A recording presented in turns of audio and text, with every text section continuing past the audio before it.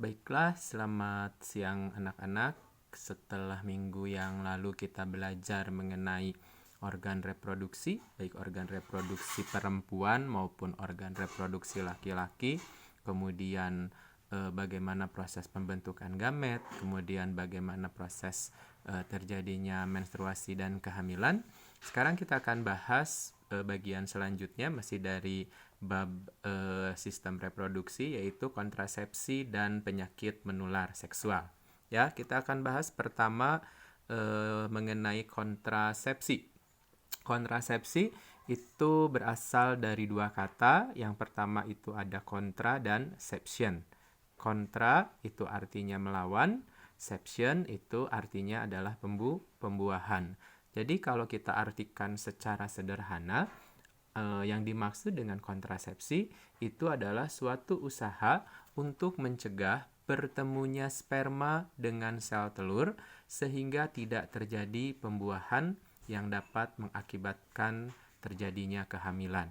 Jadi sekali lagi, kontrasepsi itu adalah usaha untuk melawan terjadinya proses pembuahan. Pertanyaannya, pembuahan terjadi di mana? Ya, pembuahan itu biasanya terjadi di dalam tuba falopii. Ya, jadi pembuahan itu sekali lagi adalah bertemunya antara si sperma dengan sel telur yang terjadi di dalam tuba falopii. Nah, kontrasepsi itu bertugas untuk mencegah terjadinya si pertemuan antara sperma dan sel telur di dalam tuba falopii. Ya, ada 3 prinsip yang berkenaan dengan kontrasepsi itu sendiri. Ya, yang pertama, kontrasepsi itu bisa dilakukan secara mekanik.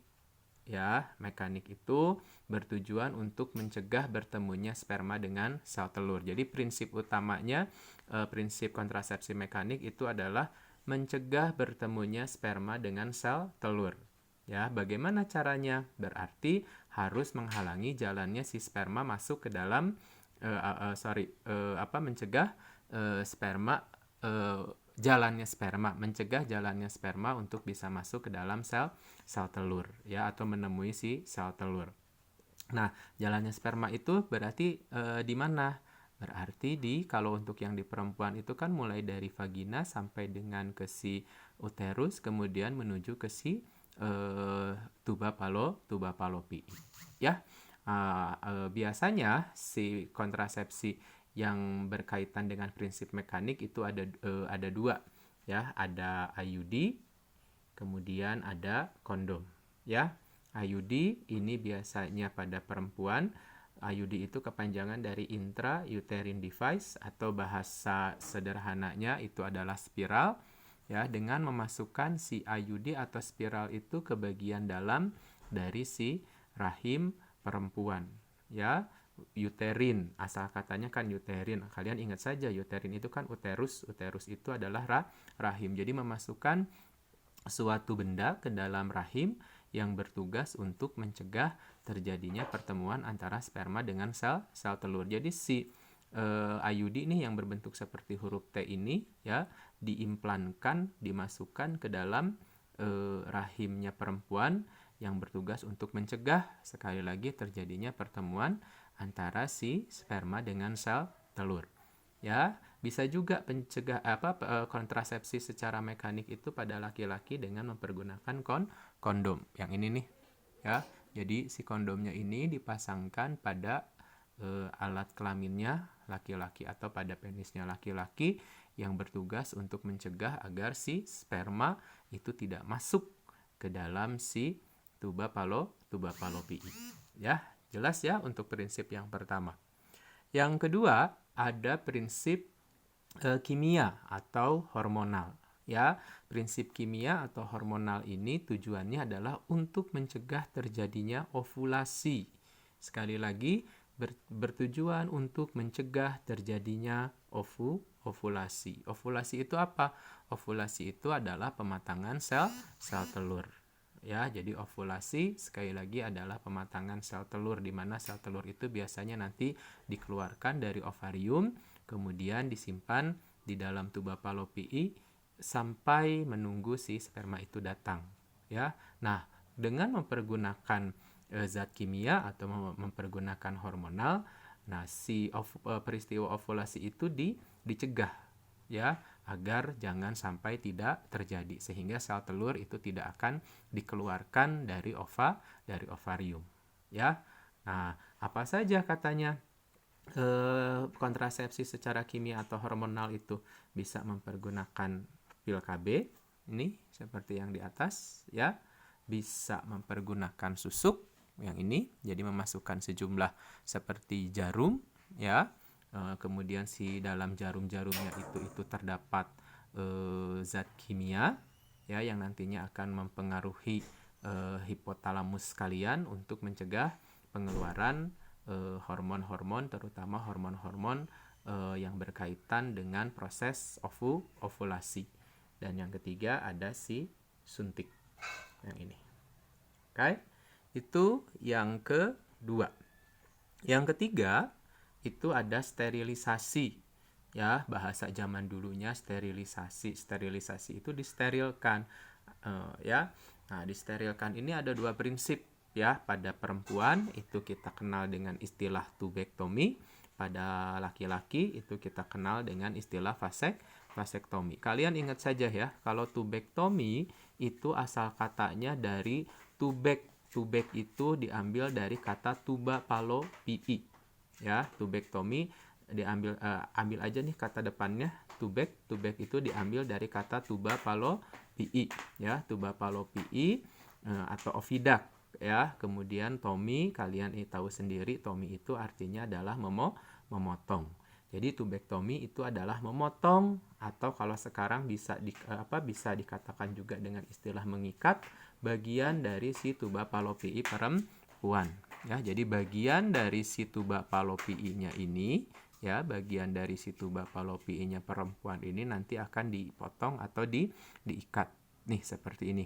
Bisa diikat, kemudian bisa dipotong, kemudian ada yang diikat dan dipotong. Tugasnya untuk apa katanya seperti ini kan? Tugasnya adalah untuk mencegah terjadinya proses fertilisasi. Jadi si sperma itu tidak akan bisa masuk menuju sampai ke si ovidak ya, mencegah si sperma masuk ke ovidak untuk bertemu dengan sel telur. Makanya diikat ya, atau bisa dipotong ya. Kalau zaman dulu mungkin untuk sterilisasi langsung dipotong seperti ini ya, sehingga tidak akan pernah terjadi lagi proses kehamilan untuk wanita yang sudah mengalami sterilisasi. Tapi seiring dengan perkembangan zaman, sekarang tuba palo pi-nya bisa diikat. Yang kedua ada vasektomi. Vasektomi itu hampir sama ya prinsipnya dengan si tubektomi. Vasektomi asal katanya si vas deferens ya. Tomi sekali lagi memotong. Jadi memotong atau mengikat bagian dari vas deferens. Vas deferens itu apa? Kalau kalian ingat-ingat di bagian sistem reproduksi laki-laki, vas deferens itu adalah saluran yang menghubungkan antara si epididymis dengan si vesicula seminalis ya. Jadi agar si sperma yang sudah dimatangkan di epididymis tidak bisa dibawa menuju ke vesicula seminalis. Itulah peristiwa vasektomi. Jadi ini nih yang dipotongnya, daerah vas deferensnya ya. Jelas ya untuk sterilisasi. Jadi itu sekali lagi 3 prinsip dari kontrasepsi ya. Yang selanjutnya kita akan bahas tentang penyakit menular seksual atau PMS ya. Sebenarnya banyak penyakit menular seksual.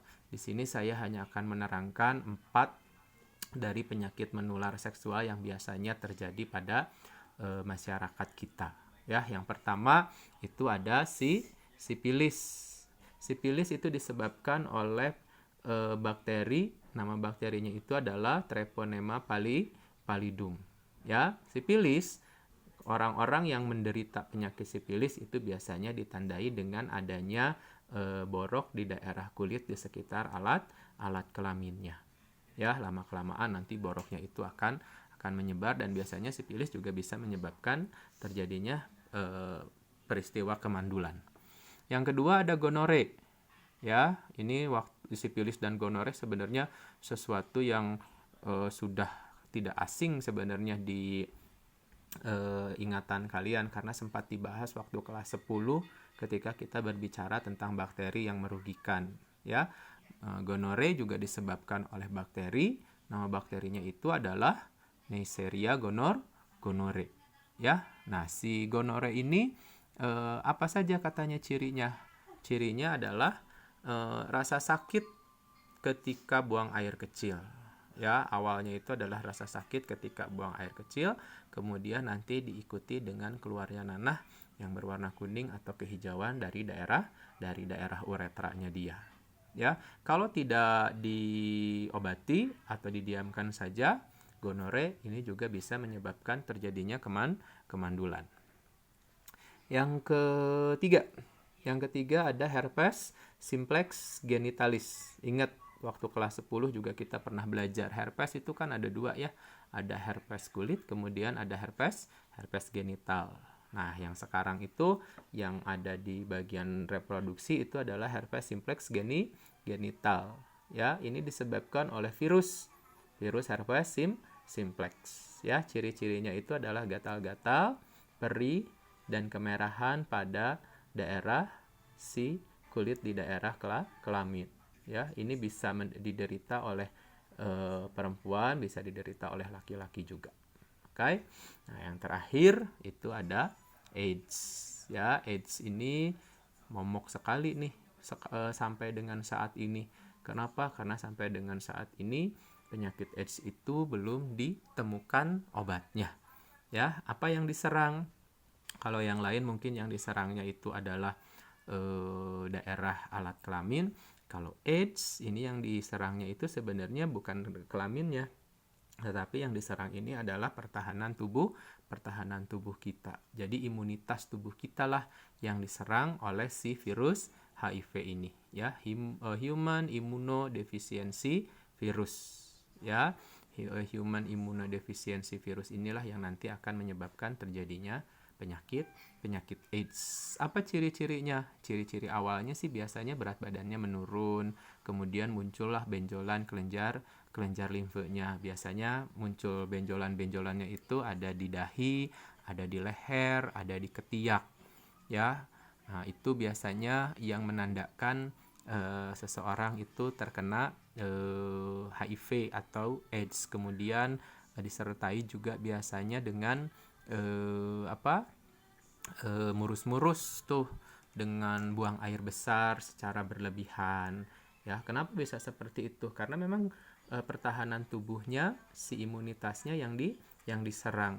Jadi sebenarnya orang-orang yang menderita penyakit AIDS itu biasanya mereka meninggal bukan karena gara-gara si AIDS itu sendiri, ya, tetapi karena imunitas mereka sudah turun, sudah rusak, sehingga apapun mikroorganisme patogen yang masuk ke dalam tubuh kita itu bisa menyebabkan penyakit secara directly, gitu, secara langsung.